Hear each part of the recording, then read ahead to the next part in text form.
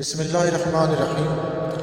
حضرت ابو سعید خدری رضی اللہ عنہ سے روایت ہے، انہوں نے فرمایا کہ میں نبی صلی اللہ علیہ وسلم کی خدمت میں حاضر ہوا جبکہ آپ کو بخار تھا۔ میں نے آپ کے جسم مبارک پر ہاتھ رکھا تو لحاف کے اوپر رکھے ہوئے میرے ہاتھ کو حرارت محسوس ہوئی۔ میں نے کہا، اللہ کے رسول، آپ کو کتنا سخت بخار ہے؟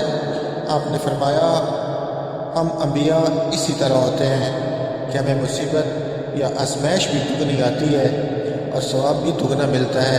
میں نے کہا، اللہ کے رسول، سب سے زیادہ سخت آزمائش کن لوگوں کو آتی ہے؟ آپ نے فرمایا، نبیوں کو۔ میں نے کہا، ان کے بعد؟ فرمایا، نیک لوگوں کو۔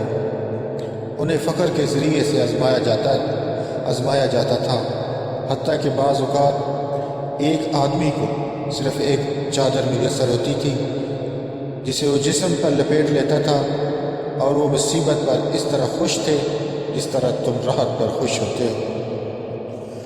حضرت حذیفہ رضی اللہ عنہ سے روایت ہے، رسول اللہ صلی اللہ علیہ وسلم نے فرمایا، مجھے وہ سب لوگ شمار کر دو جنہوں نے اسلام کا کلمہ پڑھا ہے۔ ہم نے عرض کیا، اے اللہ کے رسول، کیا آپ کو ہمارے بارے میں خوف ہے جبکہ ہماری تعداد 600 اور 700 کے درمیان ہے؟ رسول اللہ صلی اللہ علیہ وسلم نے فرمایا، تمہیں نہیں معلوم، شاید تم پر آزمائش آئے۔ حضرت حذیفہ رضی اللہ عنہ بیان کرتے ہیں، پھر ہم پر آزمائش آئی، حتیٰ کہ ہم چھپ چھپ کر نمازیں پڑھنے لگے۔